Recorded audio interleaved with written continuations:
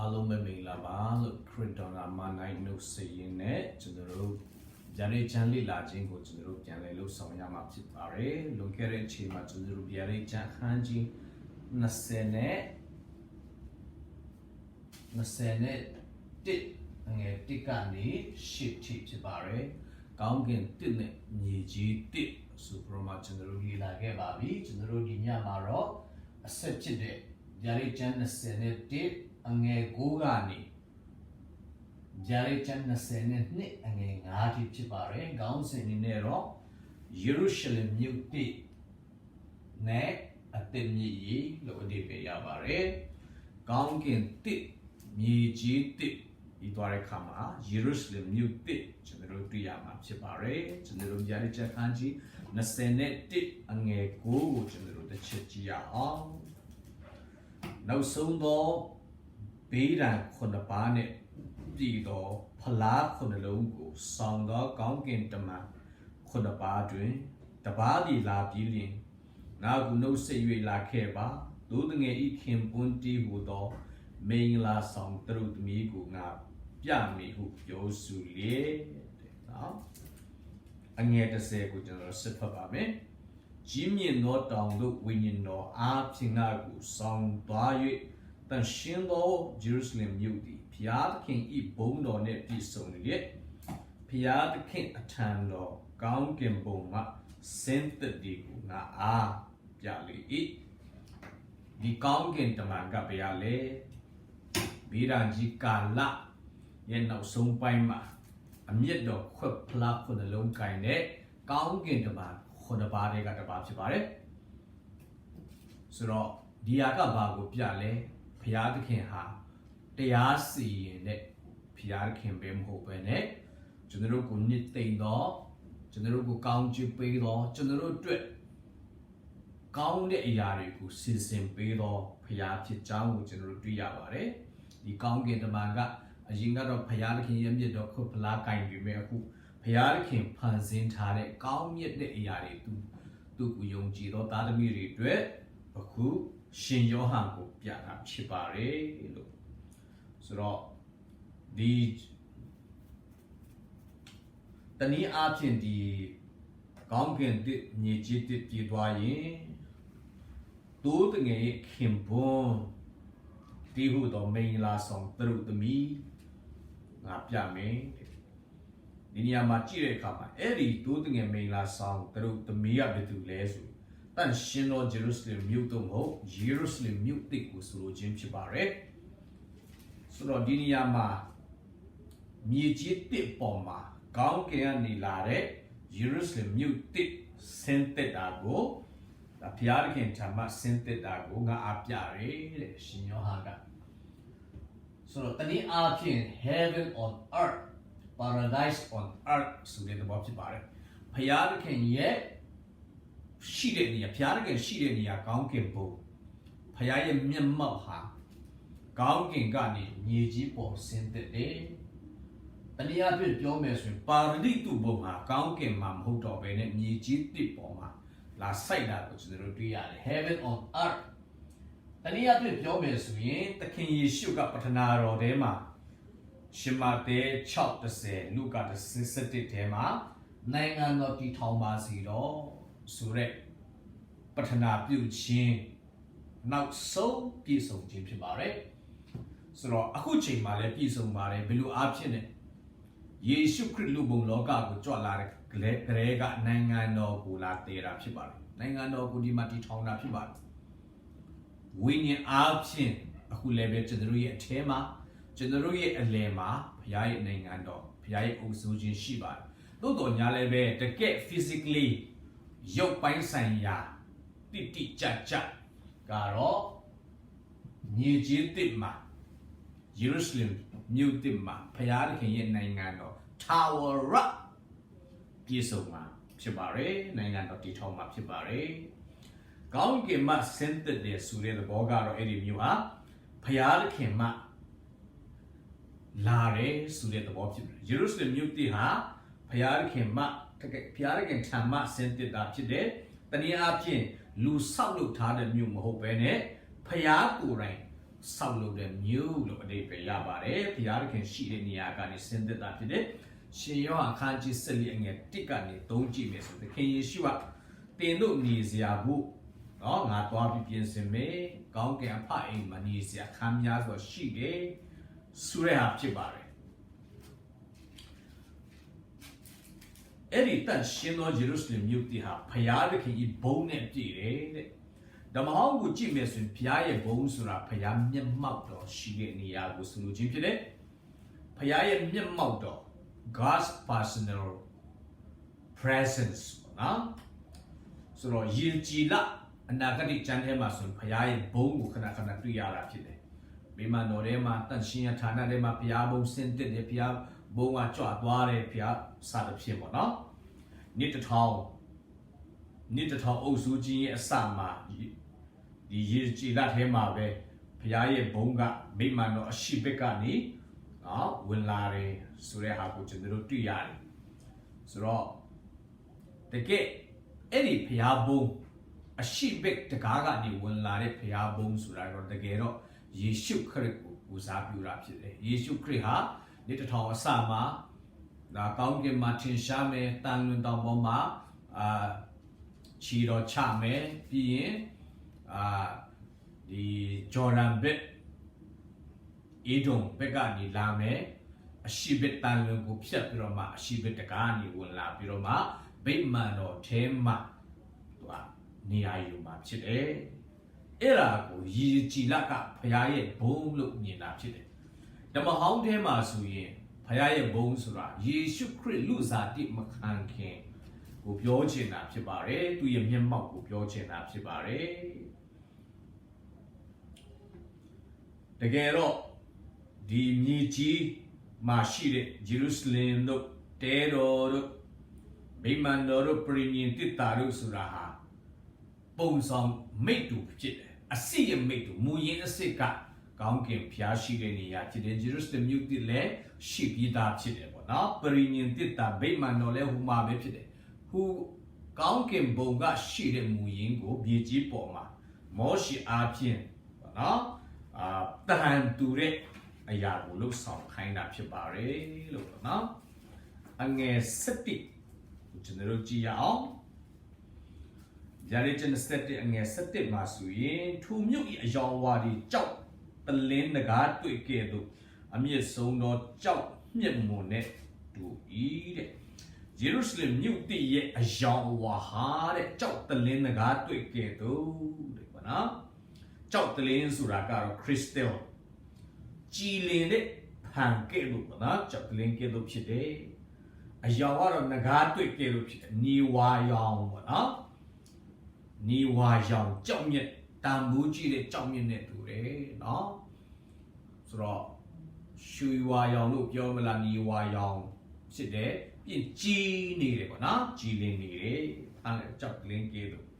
ဆိုတော့အဲ့ဒီယောင်ရှိပါတယ်အငယ်7ကနေ73ကျွန်တော်တို့ဆက်ဖတ်မယ်ဆိုရင်ကြီးမြင့်တော်မြို့ယူလက်ရှိအရှိဘက်၌တကား3ပေါက်မြောက်ဘက်၌3ပေါက်တောင်ဘက်၌3ပေါက်အနောက်ဘက်၌3ပေါက်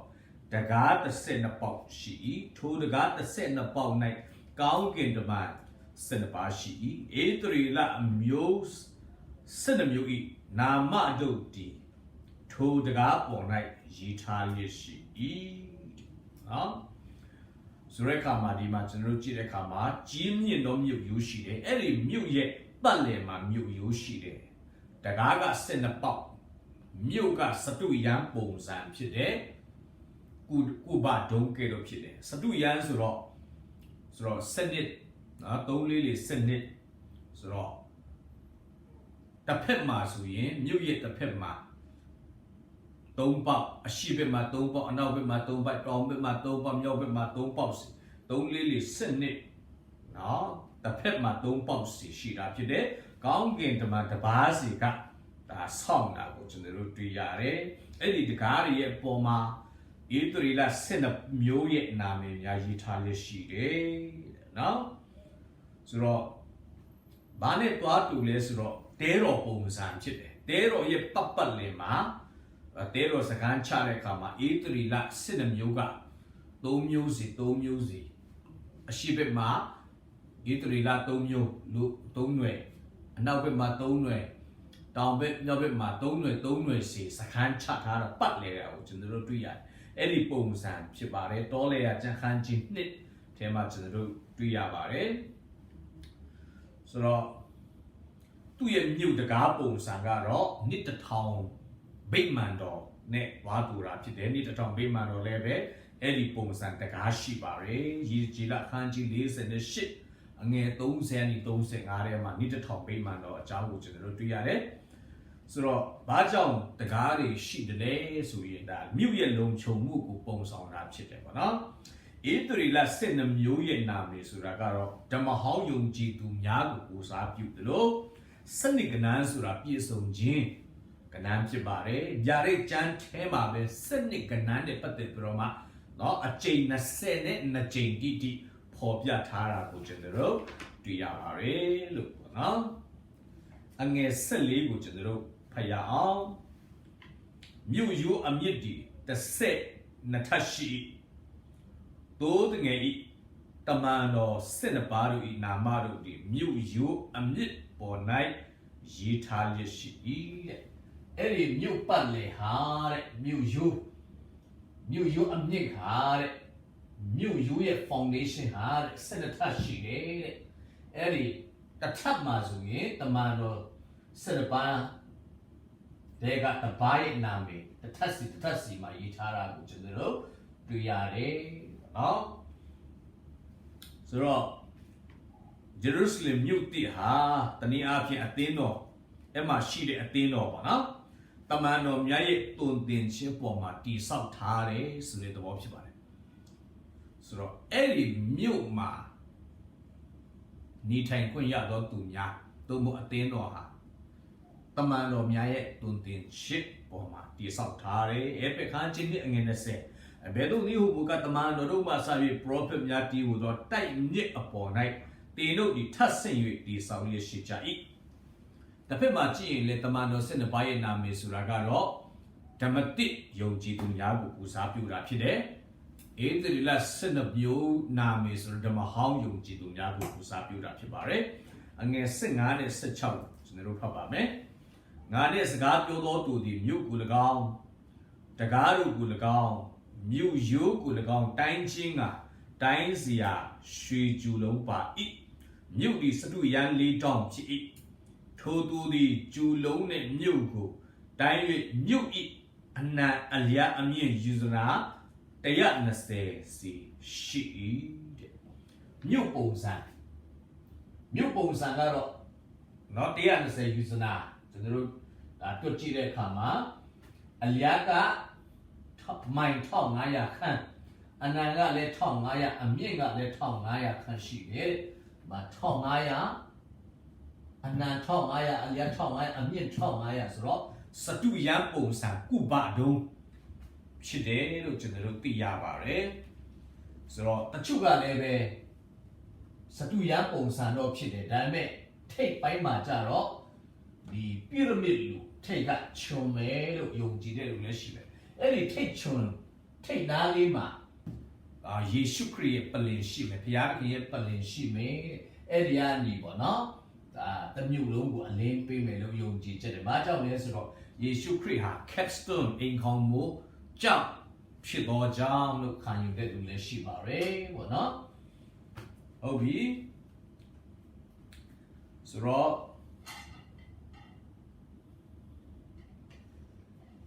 ဒီယေရုရှလင်မြို့တည်ရဲ့ဒါအနေအထားသူရဲ့အခြေဝန်ကတော့ယခုခေတ်နဲ့ဆိုရင်တော့ကျွန်တော်တို့ဒီ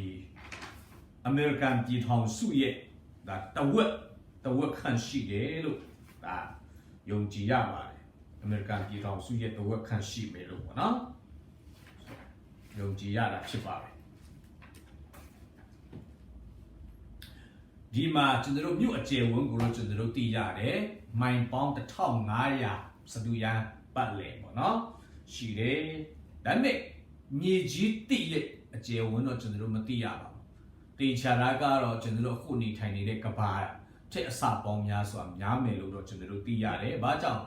လူဦးရေကနှစ်တစ်ထောင်ကနေစပြီးတော့မှစတဲ့တိုးပွားတာကိုကျွန်တော်တို့သိရတယ်ပေါ့နော်။ဆိုတော့မြေကြီးတည်ရဲ့ကျေဝမသိရပြီပဲဂျေရုဆလင်မြို့တစ်ကတော့ဒါအရာနာအမြင့်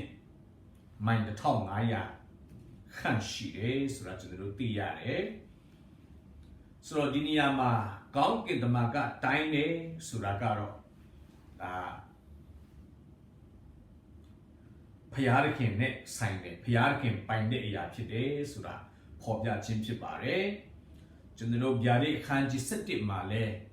ဘီရန်ကြီးကာလမှာရှိတဲ့ဗိမာန်တော်ကိုကောင်းကင်တမန်ကတိုင်းတာကိုကျွန်တော်တို့သိရပါတယ်ဟုတ်ပြီခုနကအလျာနာအမြင့်မိုင်1500စီဆိုတာဓမ္မဟောင်းမှာဘယ်ပုံဘာနဲ့သွားတူလဲဆိုတော့တန့်ရှင်းရဌာနတဲတော်ကိုကြည့်တဲ့အခါမှာနော်တဲတော်အပြင်ဖြစ်ရှိတယ်ရစ်ပူစော်ရနော်ရှိတယ်ပြီးရင်တန့်ရှင်းရဌာနရှိတယ်တန့်ရှင်းဆုံးဌာနရှိတယ်အဲ့မှာတန့်ရှင်းရဌာနကဒီအလျာက15ပြီအနံက15ပြီအမြင့်က15ပြီစတုယံပုံစံဖြစ်တော့ကြောင့်ဒီယေရုရှလင်မြို့တည်ဟာတန့်ရှင်းရဌာနပုံတရံဖြစ်တယ်ကိုပါတုံးဖြစ်တယ်လို့ကျွန်တော်တို့သိရပါတယ်ဟုတ်ပြီအငယ်စက်ခုံကိုကျွန်တော်တို့ဖတ်မယ်ဆိုရင်စက်ခုံ18ပေါ့နော်စက်ခုံကိုအရင်ဖတ်ရအောင်မြို့ယူဒုကိုတိုင်း၍လူအတောင်ကဲ့သို့သောကောင်းကင်တမန်အားဖြင့်140တောင်ရှိ၏တဲ့လူအတောင်ကဲ့သို့သောကောင်းကင်တမန်ဆိုတာအတူတူပဲဖြစ်တယ်မြို့ယူဒုကိုတိုင်းတဲ့အခါမှာတဲ့ဆိုတော့ပြည်အနေနဲ့ဆိုရင်116ပေါ့နော်116ပြည်ထူတယ်ပေါ့နော်တော့မဟုတ်မြင့်တယ်နော်မြို့ကိုပဲမြို့ယူရဲ့တူတယ်ဆိုတော့ပြည်116ရှိတယ်တဲ့နော်အငယ်18ဖတ်ရအောင်မြို့ယူကိုဒီနဂါတွေ့ကြောက်ဖြစ်၏မြုပ်တည်လဲကြည်လင်သောဖန်နဲ့တူသောရွှေစင်ဖြစ်၏ခုနကဖော်ပြပြပါယေရုရှလင်မြို့တည်ရဲ့သူ့ရဲ့ပုံတရံကအယောင်ကတော့ငကားတွေ့ကြောက်ကဲတော့နီဝါယောင်ရွှေဝါယောင်နော်ရွှေစင်ဖြစ်တယ်တဲ့ရွှေစစ်နဲ့လှုပ်ထားတာဖြစ်တယ်တဲ့ဒါပေမဲ့ထူးခြားတာကကြည်လင်ပြီးတော့မှနော်ခရစ္စတယ်ကဲ့သို့ပေါ့နော်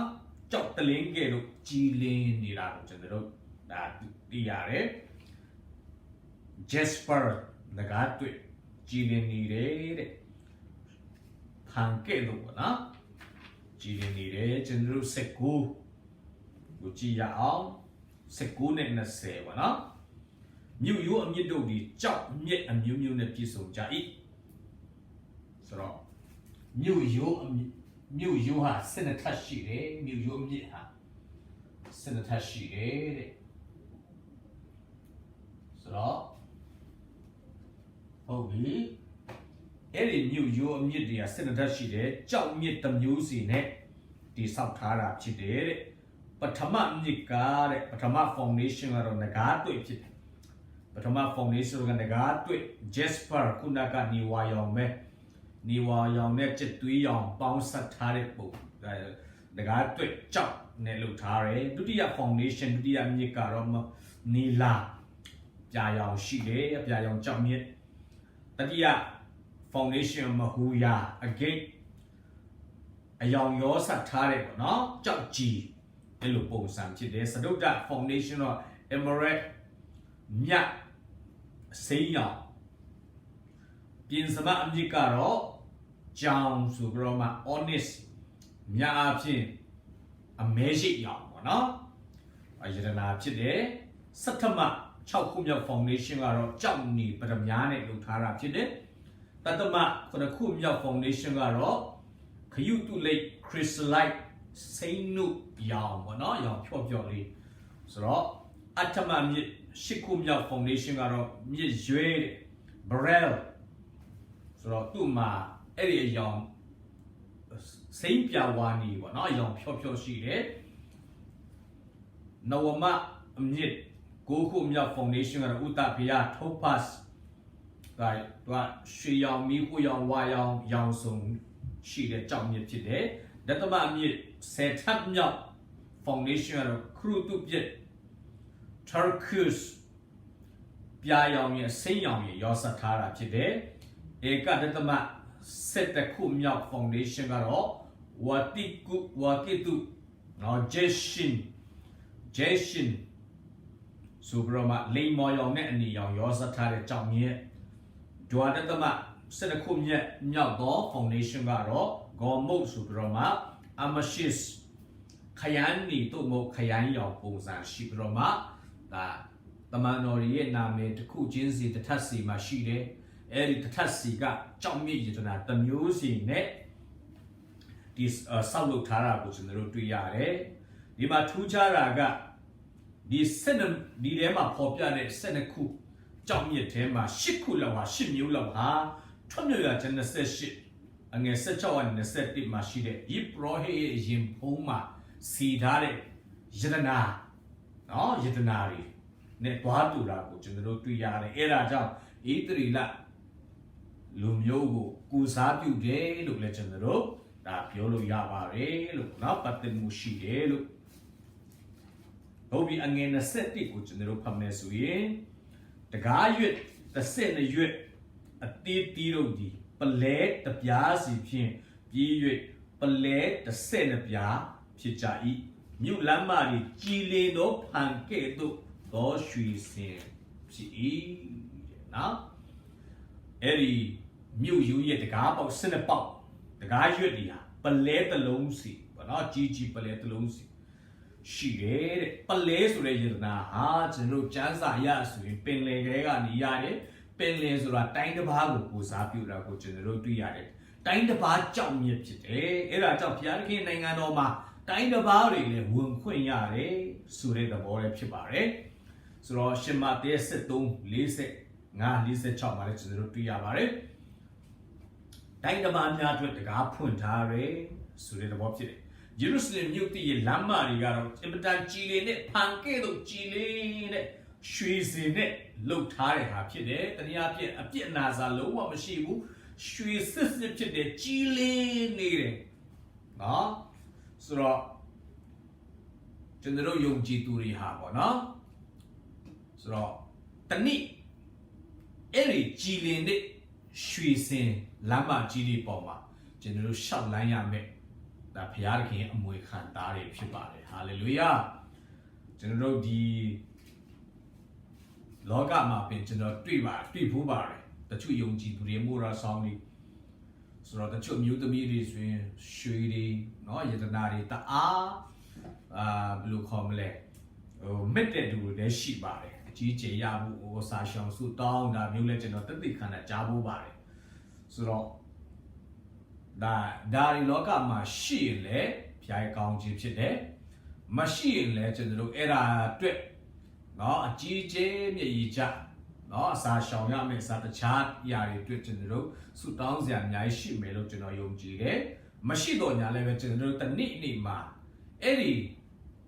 No, Chile net Shui Sin Lama Gili Poma General, Lan Shaya met to the Pidero General, Golo Dema up, Piotare Dine, a Teyago, Swayla no to Yapipu, General Emetama Yejibare, the Jerusalem New Dick, which General Chiapi, come and Chiapi, Tambu Shiso, the net is Sautare, a La Paso, the net Salutara, which General Tuyare, Jerusalem New Dick, Tambu Tuya La. General Taintalo, Mayababu, Banemia Taintalo, Mayababu, again a Sennico Pamesuye, knew them a big man of Bunga Mami, a Jamuka another Gune piece on Domudo, Taurapia, the Kinet, Golden Eddy, two new big man no Chidomu, knew them a big man machine, no? Piat big man, the get up Piakin, the big man got Maluba, big man was Ludari. Yarikin Dika, no, change it near Tamadenia Pide. Such a will at the Kuluma Piala Tema Shibare, Paya near Daima Shibare, what not? So Rotamano Hanjiri Kong, and a lazy ship Nazema, Luri loaded, မိမှန်တော်မှာဘုရားသခင်တော့တကယ်မနေနိုင်ပါဘူးမနေပါဘူးတဲ့သို့တော်လည်းကောင်းကင်ဘုံဒီငါပလင်ဖြစ်၏မြေကြီးတွေငါချီတင်ရာခုံဖြစ်၏အဘယ်သို့သောဗိမာန်ကိုငါအဖို့ဒီဆောက်ကြမည်နီအဘယ်ရက်ဒီငါကျင်းဝဲရာရက်ဖြစ်မည်နီငါလက်ဒီဤအလုံးစုံတို့ကိုဖန်ဆင်းသည်မဟုတ်လောဟုထာဝရဘုရား၏ဗျာဒိတ်တော်အချက်ကို prophet ပြန်ကြားသည်နဲ့မြင့်ဆုံးသောဘုရားသည်လူတို့လက်ဖြင့်လုပ်သောဗိမာန်၌ကျင်းဝတ်တော်မူသည်မဟုတ်တဲ့တမန်တော်ဆက်ခွန်ငယ်24မှာလည်းကျွန်တော်တို့သိရတယ်လောကဓမ္မစာပြီးလောကဓာတ်၌ရှိသမျှသောအရာတို့ကိုဖန်ဆင်းတော်မူသောဘုရားသခင်သည်ကောင်းကင်နှင့်မြေကြီးကိုအစိုးရသောအရှင်ဖြစ်၍လူတို့လက်ဖြင့်လုပ်သောဗိမာန်၌ကျင်းဝတ်တော်မူသည်မဟုတ်တဲ့ဖျားရှိသောနေရာတိုင်းဟာဗိမာန်ဖြစ်ပါရဲ့ဒီနေ့ယုံကြည်သူအသင်းတော်အထဲမှာလည်းဖျားကျင်းဝတ်သောကြောင့်ယုံကြည်သူများလည်းပဲဘုရားသခင်ရဲ့ဗိမာန်လို့တင်စားပါတယ်နိကောခန်းကြီး6ငယ်16ဘုရားသခင်ဤဗိမာန်တော်ဒီယုတ်ထုတို့နဲ့အဘယ်သို့ဆက်ဆံရမည်နည်းဘုရားသခင်မိန့်တော်မူသည်ကသူတို့တွင်ငါကျင်းဝတ်မည်သူတို့တွင်လက်လေ၍သူတို့ဤဘုရားသခင်ဖြစ်မည်သူတို့ဒီလည်းငါ၏လူဖြစ်ကြလိမ့်မည်ဟုမိန့်တော်မူသည်နဲ့ညီတင်တို့ဒီအသက်ရှင်တော်မူသောဘုရားသခင်ဤဗိမာန်တော်ဖြစ်ကြ၏တဲ့ကျွန်တော်တို့အဲမှာဘုရားရှိတယ်ဆိုရင်ကျွန်တော်တို့လည်းပဲဘုရားဗိမာန်နေရာတိုင်းမှာဘုရားရှိတယ်ဆိုရင်လည်းနေရာတိုင်းဟာဗိမာန်ဖြစ်တယ်အဲ့ဖြစ်ခန်းချင်းနဲ့အငယ်21ကနေ20ထိုတိုက်တော့အမြင့်ကြောင့်ကားယေရှုခရစ်ဖြစ်သည်ထိုကြောင့်နဲ့တတိုက်လုံးသည်စစ်ဆက်၍ကြီးပွားသဖြင့်သခင်ဖျားအဖို့အလိုငါတန့်ရှင်းသောဗိမာန်တော်ဖြစ်၏ထိုဗိမာန်တော်၌လည်းဘုရားသခင်သည်ဝိညာဉ်တော်အားဖြင့်ကျင့်ဝတ်တော်မူခြင်းအလိုငါတင်တို့သည်ငါတို့နှင့်အတူတည်ဆောက်ရရှိကြ၏တဲ့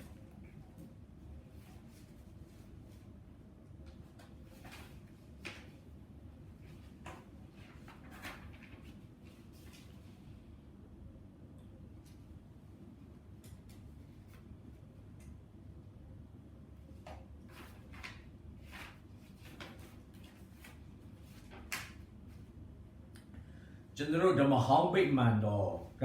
ဘာကိုပုံဆောင်လဲဒါဆိုရင်ဘုရားနေရာတိုင်းမှာရှိတယ်ဆိုရင်ပေါ့နော်ဓမ္မဟောင်းဗိမာန်တော်ကအနာဂတ်မှာယေရှုခရစ်ပြုမဲ့ယူနိုကယ်တင်ခြင်းကို prophet ပြုတာဖြစ်ပါတယ်ဥပမာဓမ္မဟောင်းထဲမှာဆိုရင်ဒီရစ်ပူဇော်ခြင်းတွေနော်ဒီထုနေမြစ်တွေကဘာကိုပုံဆောင်လဲဆိုတော့အနာဂတ်မှာယေရှုခရစ်တော်ပြုမဲ့ယူနိုကယ်တင်ခြင်းအကြောင်းကိုprophet ပြုခြင်းဖြစ်ပါတယ်ဓမ္မတိဗိမာန်တော်ကတော့ဘာတွေ့လဲဘုရားသခင်ဟာဝိညာဉ်တော်အားဖြင့်အသင်းတော်ထဲမှာယုံကြည်သူထဲမှာကျင်းဝတ်တယ်ဆိုတဲ့သဘောဖြစ်ပါတယ်နှစ်တစ်ထောင်ဗိမာန်တော်မှာယစ်ပရောဟိတ်ရှိမယ်ယစ်ပူဇော်ခြင်းတွေရှိမယ်ဒါရောဘာတွေ့လဲအဲ့မှာအပြစ်ရှိသေးရဲ့လားဆိုပြီးတော့မှမေးစရာရှိပါတယ်နှစ်တစ်ထောင်ဗိမာန်တော်ကြတော့အတိတ်မှာယေရှုလုတ်ပြီးသားယေရှုရဲ့ရွေးနှုတ်ကယ်တင်ခြင်းကိုပြန်လဲအောက်မေ့တဲ့သဘောဖြစ်ပါတယ်ဆိုတော့ကျွန်တော်တို့ဒီနေ့ပွဲတော်မင်္ဂလာနေ့တိုင်းစားတဲ့လူရှိတယ်တပတ်တစ်ခါရှိတယ်တစ်လတစ်ခါရှိတယ်ဘာအတွက်ကြောင့်လုပ်တာလဲယေရှုခရစ်ကလုတ်ခဲ့ပြီးသားအရာပြန်အောက်မေ့တဲ့အနေနဲ့တတိယအနေနဲ့လှုပ်ဆောင်ခြင်းဖြစ်ပါတယ်အဲ့ဒါကြောင့်ဗိမာန်တော်မှာရစ်ပူဇော်ခြင်းဟာလည်းပဲယေရှုခရစ်လက်ဝါးကားတိုင်းမှာလုတ်ခဲ့ပြီးသားအရာကိုပြန်လဲတတိယအောက်မေ့ခြင်းဖြစ်ပါတယ်လို့နော်ဆိုတော့ကောင်းကင်တင်တဲ့မြေကြီးတင်မှာကျွန်တော်တို့တွေ့ရတယ်အခုဂျေရုဆလင်မြို့တင်မှာဗိမာန်တော်မရှိဘူးတဲ့ဗိမာန်တော်တိတ်မရှိဘူးဆိုတော့မြို့ကိုယ်တိုင်ကဗိမာန်ဖြစ်ပါတယ်နေရာတိုင်းကဗိမာန်ဖြစ်ပါတယ်အဲ့ဒီမြို့နေရာတိုင်းကနေရာတိုင်းတန့်ရှင်းတယ်ဆိုတဲ့သဘောဖြစ်ရစ်ပူဇော်ခြင်းမရှိဘူးဘာကြောင့်လဲအပြစ်မရှိဘူးမတန့်ရှင်းတာတခုမှအဲ့ဒီမြို့ထဲမှာမရှိဘူးနေရာတိုင်းဟာဘုရားကျင့်ဝတ်တဲ့နေရာနေရာတိုင်းဟာဗိမာန်တော်နေရာတိုင်းဟာတန့်ရှင်းတယ်ဆိုတဲ့သဘောဖြစ်ပါတယ်။ယာရီ21အငယ်23ကိုကျွန်တော်တို့ပြန်ဖတ်ရအောင်အငယ်23မှာဆိုရင်ထိုမြို့သည်နေဤအယောင်လာဤအယောင်တို့ကိုအလိုမရှိအကြောင်းမူကားဘုရားကြီးဘုံတော်သည်ထိုမြို့ကိုလင်းစီ၏တိုးတငယ်တွေလည်းထိုမြို့ဤစီမီဖြစ်၏တဲ့နော်多的眼里土မျိုး意စီမီဖြစ်တယ်စစ်မှန်သောအလင်းဟာယေရှုဖြစ်တယ်ယောဟန်အခန်းကြီး1ငယ်ကိုဆိုတော့အဲ့ဒီအလင်းဟာလောကကိုလာတယ်တဲ့လောကကမသိဘူးတဲ့ဆိုတော့လောကရဲ့အလင်းဖြစ်တယ်ဆိုပြီးယေရှုကဒါသူ့ကိုယ်သူတက်တည်ခံပါတယ်ယောဟန်အခန်းကြီး1ငယ်စနစ်မှာဆိုရင်ဆိုတော့ကျွန်တော်တို့အငယ်24ကိုဆက်ဖတ်ရအောင်လူမျိုးမျိုးတို့ဒီထိုမျိုး၏အလင်းကိုအမြင်ပြုတ်၍တွာလာကြလိမ့်မည်လောကီရှင်ဘီရင်တို့ဒီလေမိမိတို့ဘုံအတည်ကိုထိုမျိုးထဲသို့ဆောင်ခဲ့ကြလိမ့်မည်တဲ့ဘယ်သူတွေတော့လူအမျိုးမျိုးနဲ့ရှင်ဘီရင်ဒီအဲ့ဒီမျိုးထဲမှာလာမယ်သူတို့ရဲ့ဘုံကိုတည်လာမယ်ဆိုတာကနှစ်တစ်ထောင်မှာနှစ်တစ်ထောင်ကနေကိုပြောင်းလာတဲ့ရွေးနှုတ်ခံလူသားတွေဖြစ်တယ်အဲ့ဒီထဲမှာတော့မှတိုင်းနိုင်ငံနေလူမျိုးတွေရှိအောင်မယ်ကဘာတစ်ပေါ်မှာအုတ်ချုပ်ရေးစနစ်အဆင့်ကဲဘယင်နေရှိအောင်မယ်ဆိုတဲ့သဘောဖြစ်ပါတယ်ဆိုတော့ဘုရားခင်နိုင်ငံတော်ဟာပြောရမယ်ဆိုဘယင်စနစ်ဖြစ်ပါတယ်စနစ်တကျအုတ်ချုပ်ရေးရှိပါတယ်စီကံရှိတဲ့နိုင်ငံဖြစ်တယ်စနစ်ကျတဲ့နိုင်ငံဗယံပတာမဟုတ်ပါဘူးဒီနေ့ကျွန်တော်တို့ယုံကြည်သူတော်တော်များများဘုရားသခင်ကိုတအားချစ်တဲ့ယုံကြည်ခြင်းအားကြီးတဲ့ဒါပေမဲ့အတ္တတာမှာလှုပ်ဆောင်ချက်မှာစီးမဲ့ကမ်းမဲ့စီးမရှိကမ်းမရှိဗယံပတာတွေဖြစ်တတ်ပါတယ်အဲ့ဒါကြောင့်ကျွန်တော်တို့တတိထားဖို့ဝိညာဉ်တော်ဟာတန်ရှင်းတဲ့စနစ်ကျတဲ့စီကံရှိတယ်ဆိုတဲ့အချက်ကိုကျွန်တော်တို့အမြဲတမ်းတတိယကိုဘုရားသခင်နိုင်ငံတော်လည်းစနစ်တကျစင်ကဲဖွဲ့စည်းထားတဲ့နိုင်ငံတော်ဖြစ်တယ်အငယ်25ကိုကျွန်တော်တို့ဆက်ဖတ်မယ်ဆိုရင်မြို့တကားတို့ကိုနေ့ချိန်၌အလင်းမပိတ်တဲ့ညမူကားမရှိတဲ့မြို့တကားတွေကနေ့မှမပိတ်ဘူးဒါဆိုညမှပိတ်လားညမရှိဘူးဆိုတော့တစ်ချိန်လုံးဖွင့်ထားတယ်ဆိုတဲ့သဘောဖြစ်ပါတယ်အဲ့ဒါကဘာကိုပုံဆောင်လဲဘာကိုပြောချင်လဲလုံခြုံမှုရှိသောနေရာနော်ရန်သူမရှိတဲ့နေရာလုံးဝအကြောက်တရားမရှိတဲ့မြို့မရှိတဲ့နိုင်ငံဖြစ်တယ်ဆိုတော့ကျွန်တော်တို့သိရတယ်အငယ်26လူအမျိုးမျိုးတို့ဒီမိမိတို့ဘဝတည်ကိုထိုမြို့ထဲတို့ဆောင်ခဲ့ကြလိမ့်မည်တဲ့အဲ့ဒီမြို့ထဲမှာလူအမျိုးမျိုးဆိုတာအပြင်မှာရှိတဲ့ကဘာတစ်ပေါ်မှာသက်ရှင်တဲ့ရွေးနှုတ်ခံလူသားတွေဖြစ်တယ်ဆိုတော့ကျွန်တော်တို့သိရတယ်အငယ်29မှာညညူးသောအရာဆက်စုပ်ဝယ်သောအရာတစ္ဆာပြစ်သောအရာတစုံတစ်ခုမျှမဝင်ရပဲသို့တကယ်အသက်စာဆောင်၌ဆရင်ဝင်သောသူတို့သာလျှင်ဝင်ရမည်တဲ့နော်ဆိုတော့မြုပ်ထဲသို့မဝင်သောသူများကဘယ်သူတွေဖြစ်ပါလဲနော်ဆိုတော့မြေကြီးတစ်ပေါ်မှာနေထိုင်တဲ့ယူနိုခံလူသားတွေဆိုလိုတာမဟုတ်ပါဘူးဒါက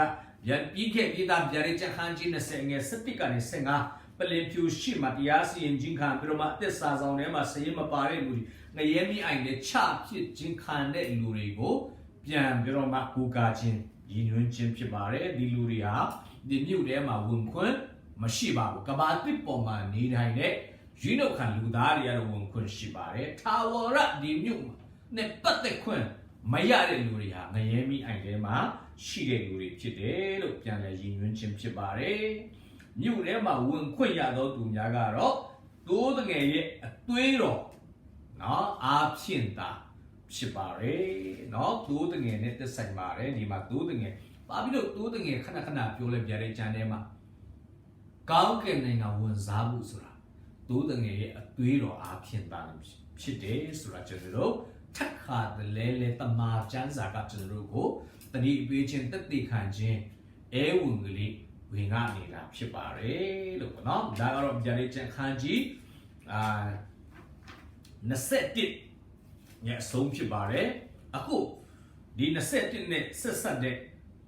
22အငယ်1ကနေ9ထိဆက်ဆက်ပါတယ်နောက်တစ်ခါဆိုပြီးမဲ့အကြောင်းအရာက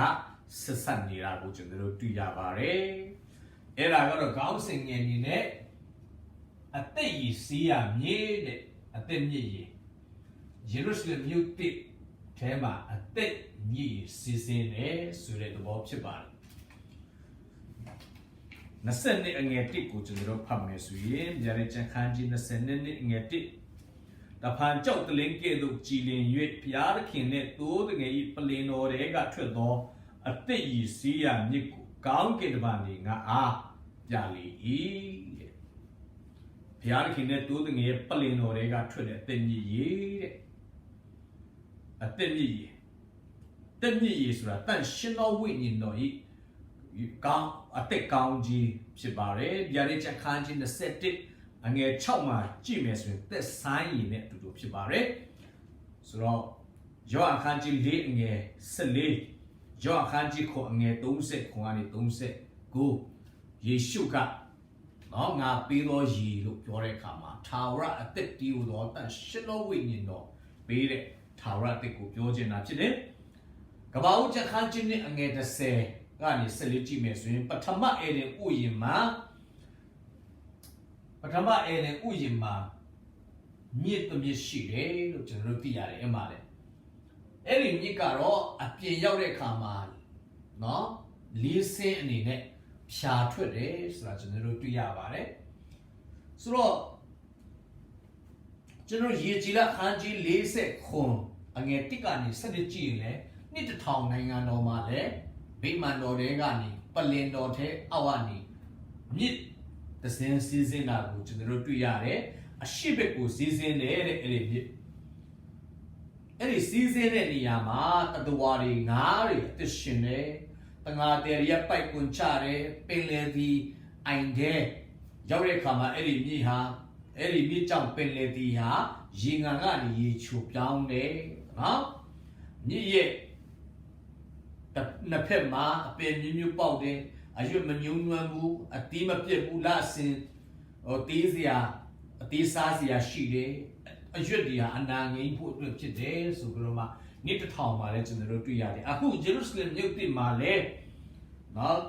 တိုးတငယ်နဲ့ဖျားခင်ရဲ့ပလင်တော်တွေကနေမြစ်တဆင်းစီးစင်းတယ်နော်အဲ့ဒါကိုဘယ်မှာတွားတွေ့လဲဆိုတော့ဆာလံကျက်ခန်းကြီး46အငယ်4မှာမြစ်တဆင်းရှိသည်ထူမြစ်ရည်သည်စီး၍ဘုရားသခင်ဤမြို့တည်ဟူသောအမြင့်ဆုံးသောကျင်းဝတ်တော်မူရာတန်ရှင်တော်မြို့တော်ကိုရှင်လန်းစီတတ်၏ဘုရားသခင်ရဲ့တန်ရှင်ဆုံးမြို့ကိုရှင်လန်းစီတတ်တဲ့ပြည့်စုံစီတဲ့မြစ်ဟာနော်ဒီမြစ်ပဲဖြစ်ပါတယ်ဂျေရုဆလင်မြို့တစ်မှာစီးစင်းတဲ့မြစ်ပဲဖြစ်ပါတယ်ဟုတ်နော်အငယ်1ကိုကျွန်တော်တို့ဖတ်ရအောင်20အငယ်1မြို့လမ်းမအလယ်၌၎င်းထိုမြစ်နှစ်ဖက်၌၎င်းအသက်ပင်ရှိ၏ထိုအသက်ပင်သည်အသီး30မျိုးကိုပေးတတ်၏မိမိအသီးကိုလည်းလတိုင်းပေးတတ်၏အရွက်တည်တဲ့လူအမျိုးမျိုးတို့၏အနာငိမ့်စရာဖို့ဖြစ်၏အသက်ပင်အဲ့ဒီမြစ်ရဲ့နှစ်ဖက်မှာအသက်ပင်ရှိတယ်စနမျိုးတည်တယ်လတိုင်းတည်တယ်တဲ့နော်အချိန်ရာဒီမရွေးဒါဖျားခင်ရဲ့ထောက်ပံ့ခြင်းကိုကြားချင်တာဖြစ်တယ်ဆိုတော့ကမ္ဘာဦးချက်ခန်းချင်းနှစ်အငယ်15အနေစက်ကိုကြည့်တဲ့အခါမှာပထမအေဒင်မှာတော့အသက်ပင်လည်းရှိတယ်ကောင်းမကောင်းတိကျွမ်းရပင်လည်းရှိတယ်တခြားအပင်တွေလည်းရှိတယ်နော်အမျိုးအစားအားဖြင့်ဆိုရင်၃မျိုးရှိတယ်အသက်ပင်ကောင်းကောင်းတိကျွမ်းရပင်တခြားတာမှအပင်တွေဂျေရုဆလင်မြို့တစ်မှာတော့ကောင်းမကောင်းတိကျွမ်းရပင်မရှိတော့ဘူးစာတန်နဲ့စာတန်အားဖြင့်အာဒံနဲ့ဧဝကြဆင်းစေတဲ့ကောင်းမကောင်းတိကျွမ်းရပင်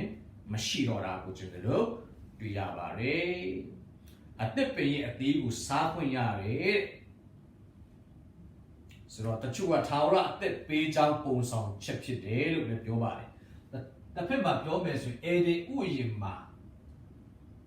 ဘုရားခင်ဝတ်ထားတဲ့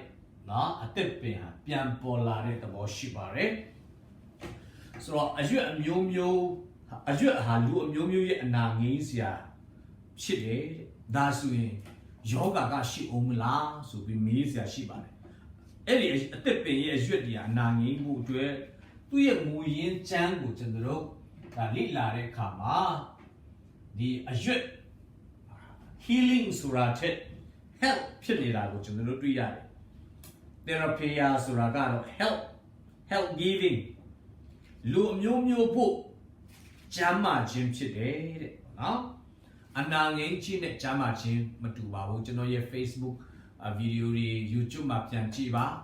ကျမ်းမာခြင်းဆိုတာဒါမဖျားပဲเนาะဖျားပေးတဲ့ကောင်းခြင်းဖြစ်တယ်ကျမ်းမာခြင်းဆိုတာမဖျားဘူးเนาะအနာငိမ့်ခြင်းဆိုတာဖျားပြီးမှပြန်ကောင်းတာဖြစ်ပါတယ်အဲ့ဒါကြောင့်ကျမ်းမာခြင်းနဲ့အနာငိမ့်ခြင်းပဲဟာဘုရားသခင်ကျွန်တော်တို့ကိုပေးခြင်းလေဘုရားသခင်ရဲ့လက်ကူရည်ရွယ်ချက်က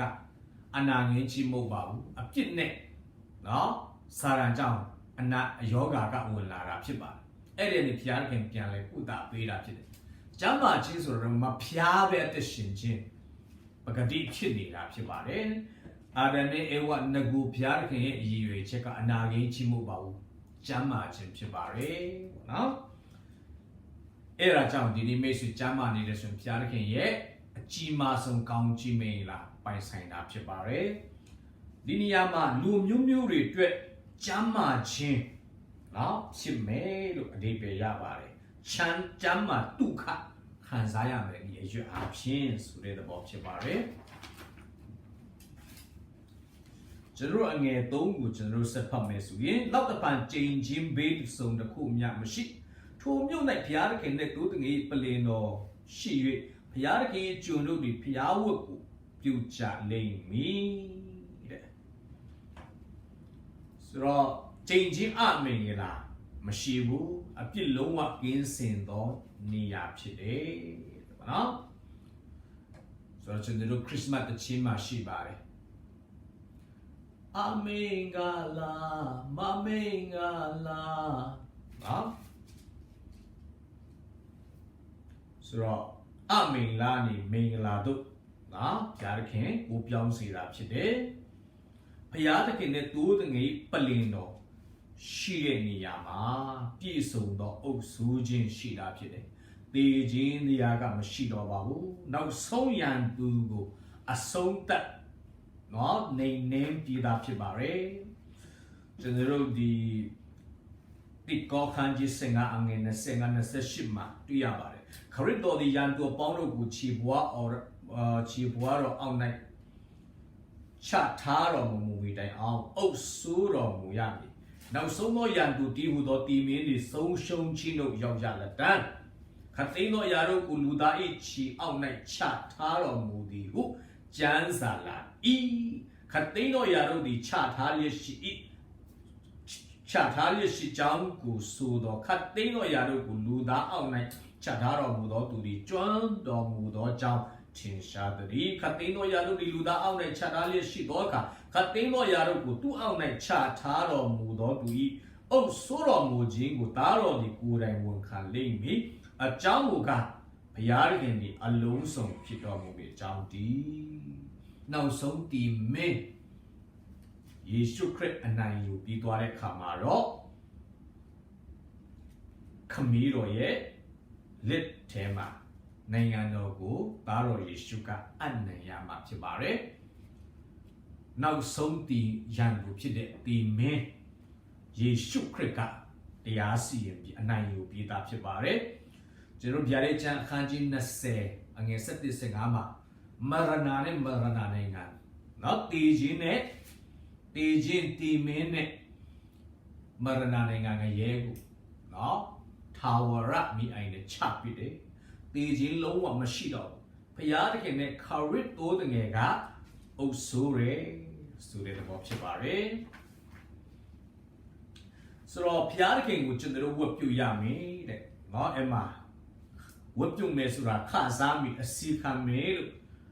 နော်နေပြရတချို့ကဒီလိုရှောက်ပြောပါတယ်ကောင်းကင်နိုင်ငံရောက်တဲ့အခါမှာတစ်ချိန်လုံးဘုရားကိုချီးမွမ်းမယ်လက်ခုပ်တီးမယ်တစ်ချိန်ဆိုရမယ်ဟာလေလုယာလို့အော်နေရမယ်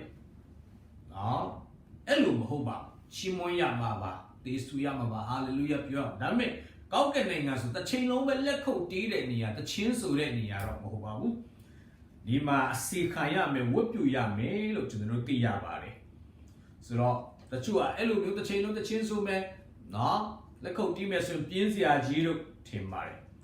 ဆိုတော့ကောင်းကင်နိုင်ငံမှာမြေကြီးတစ်မှာအလုပ်ရှိပါမယ်သို့တော်လည်းပင်ပန်းတဲ့အလုပ်စိတ်ဖြစ်စည်းမှုရှိတဲ့အလုပ်မဟုတ်ပဲနဲ့ဝမ်းမြောက်စီတဲ့အလုပ်ဖျားကိုချစ်တဲ့စိတ်ကြည်ဖြူတဲ့စိတ်နဲ့စီရင်တာအပြည့်နဲ့အစီခံရမယ့်နေရာဖြစ်ပါတယ်အလုံးလုံးမဲ့နေရာဖြစ်ပါတယ်ဆိုတော့ကျွန်တော်တို့ကိုချစ်တဲ့သူတွေအလုံးလုံးပေးတဲ့အခါမှာဝမ်းမြောက်တဲ့စိတ်ကြည်နပ်ပီတိခံစားလို့ပဲဖျားကိုချစ်တော်သူများဟာဖျားအတွက်အမှအစီခံလုပ်နေရမှာဖြစ်တယ်အဲ့ဒီနေရာကတော့အပြစ်လုံးဝမရှိတော့တဲ့နေရာဖြစ်ပါတယ်ပေါ့နော်ဆိုတော့ကျွန်တော်တို့ဒီကောင်းကင်နိုင်ငံအကြောင်းကျွန်တော်တို့ပြောတဲ့အခါမှာကေရင်ကြီးကအဆင့်3ဆင့်ရှိပါတယ်ဆိုတော့အဲ့ဒီဟာမတွားခင်လေးမှာခုနကဝတ်ပြုရမယ်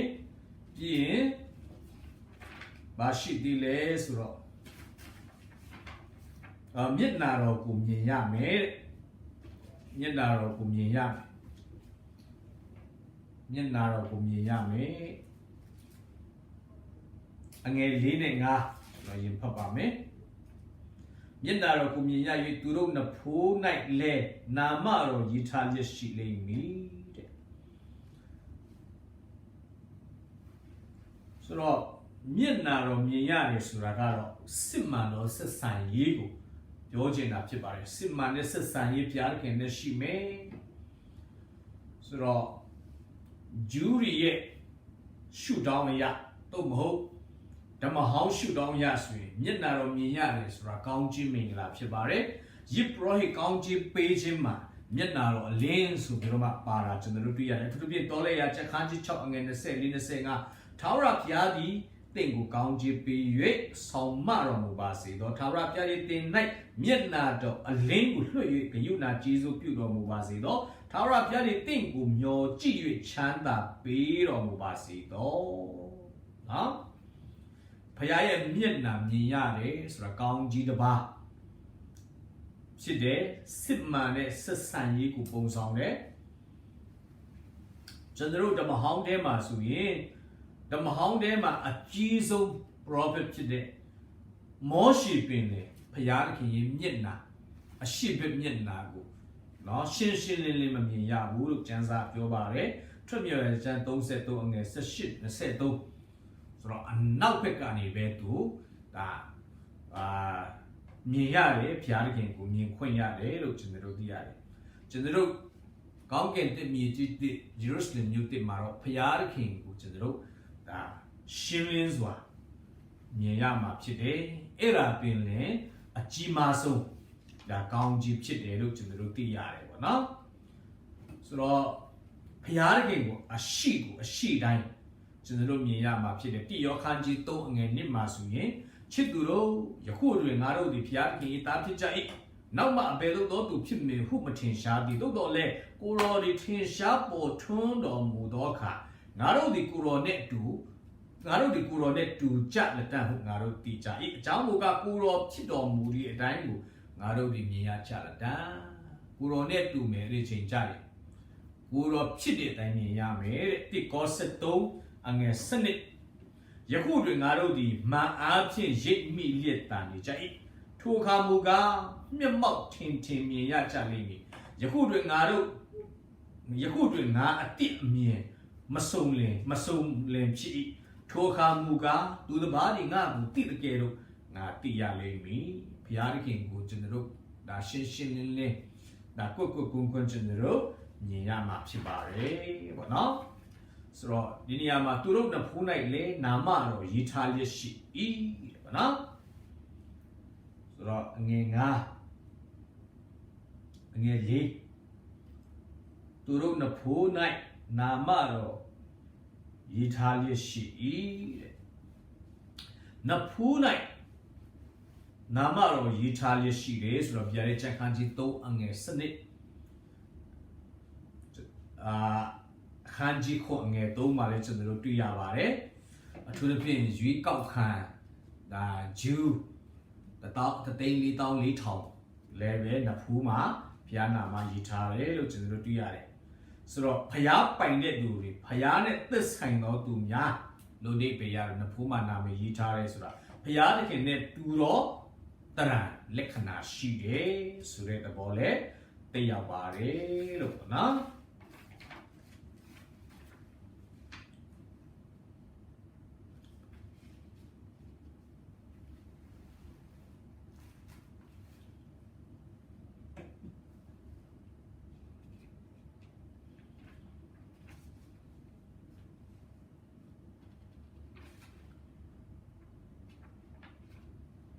ဟုတ်ပြီကျွန်တော်တို့ဟေရှေအခန်းကြီး33အငယ်7ခုမှာလဲမာယီတာတင်းသည်ရှင်ဘီ၏တင့်တယ်ချင်းအတေးတော်ကိုကိုမျက်စိနဲ့မြင်ရ၍ဝေးလာသောပြည်ကိုလည်းကြည်မြင်ရလိမ့်မည်ရှင်မတဲခန်းကြီး9အငယ်8စိတ်လုံးဖြူစင်သောသူတို့ဒီမိန်လာရှိကြ၏အကြောင်းမူကားထိုသူတို့သည်ဘုရားသခင်ကိုမြင်ရကြလက်တန်းဆိုတဲ့အရာတရားမတရားကောင်းကင်တစ်ညီကြီးတစ်ဂျေရုဆလင်မြို့တစ်မှာကျွန်တော်ဒါပြည့်စုံမှာဖြစ်တယ်ဆိုတဲ့အကြောင်းဖြစ်ပါတယ်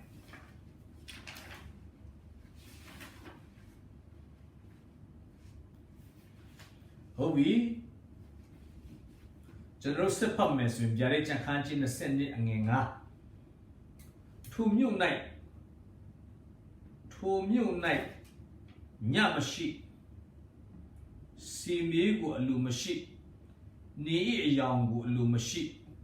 အကြောင်းမူကားထာဝရအရှင်ဘုရားသခင်သည်သူတို့၌ရောင်ချီတော်ကိုလွတ်တော်မူ၍သူတို့သည်ကဘာအစစ်စစ်စူးစမ်းရကြလက်တန်းတဲ့နော်စူးစမ်းရကြလက်တန်း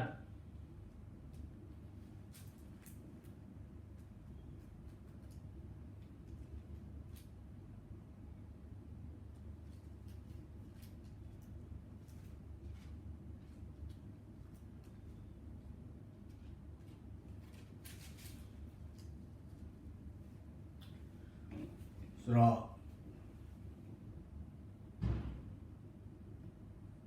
ညမရှိစီမီအလိုမရှိနေအယောင်အလိုမရှိဘူးတဲ့ဆိုတော့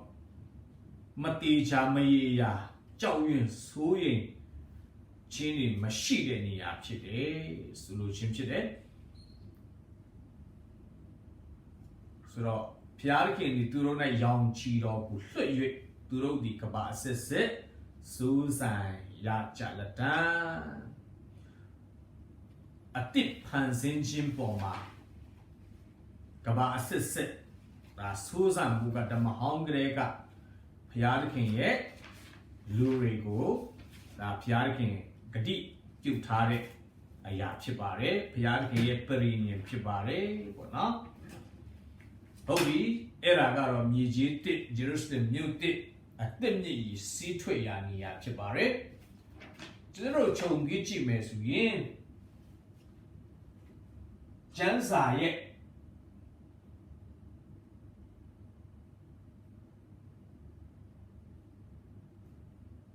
တမန်ကျမ်းစာရဲ့ပထမဆုံး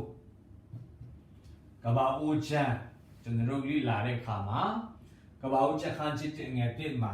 ကောင်းကင်နဲ့မြေကြီးကိုဘုရားသခင်ဖန်ဆင်းတာကိုကျွန်တော်တွေ့ရပါတယ်။ဒါပေမဲ့ကျမ်းစာရဲ့နောက်ဆုံးစာအုပ်ဖြစ်တဲ့ဗျာဒိတ်ကျမ်းမှာတော့အဲ့ဒီကဘာဦးကျမ်းမှာဖန်ဆင်းတဲ့ကောင်းကင်မြေကြီးကိုဖျက်ဆီးပြီးတော့မှအတိတ်ဖန်ဆင်းတာကိုကျွန်တော်တွေ့ရပါတယ်။ကဘာဦးကျမ်းမှာကြတော့စာတန်ပထမဆုံးဒီကဘာတွေကိုကဘာမြေတဲကိုဝင်လာတာကိုကျွန်တော်တို့ကဘာဦးချခန်းကြီး3အငယ်1ကနေခုမှာကျွန်တော်တို့တွေ့ရပါတယ်စာတန်ဆိုတော့ဗျာဒိတ်ကျမ်းထဲမှာတော့ကျွန်တော်တို့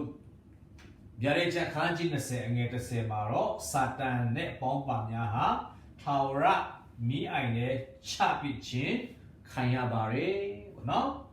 အပြစ်နဲ့ပတ်သက်ပြီးတော့မှကျွန်တော်တို့ကဘာဦးချခန်းကြီး3အငယ်1ကနေခုမှာဆိုရင်အပြစ်တရားဟာအာရန်နဲ့အေဝါစီကိုပထမဆုံးဒါဝင်လာတာကိုတွေ့ရပြီးတော့မှကျွန်တော်တို့ဗျာဒိတ်ကျမ်း21 အငယ်တစ်ကနေခွန်မှာတော့ကျွန်တော်တို့ဒါအပြစ်ဟာเนาะဒီကဘာကြီးကနေလုံးဝဒါဖယ်ရှားတာကျွန်တော်တို့တွေ့ရပါတယ်เนาะအပြစ်တရားเนาะအပြစ်တရားနဲ့သူအပြစ်ကိုအပြစ်သားများအားလုံးကိုဖယ်ရှားတာကိုကျွန်တော်တို့တွေ့ရတယ်ကျွန်တော်တို့ကဘာဦးချမ်းခန်းကြီးတော့ငယ်16မှာတော့ဖန်ဆင်းခံအားလုံးเนาะကျင်းစာပထမဆုံးကျင်းစာတက်တာကိုကျွန်တော်တို့တွေ့ရတယ်ကျွန်တော်တို့ဗျာဒိတ်ချမ်းခန်းကြီး20အငယ်3မှာတော့ကျင်းချင်းအမင်္ဂလာကိုလုံးဝဖယ်ရှားတာကိုကျွန်တော်တို့တွေ့ရပါတယ်ကျွန်တော်တို့ဒီကဘာဦးချမ်း324မှာတော့ကျွန်တော်တို့အသက်ပင်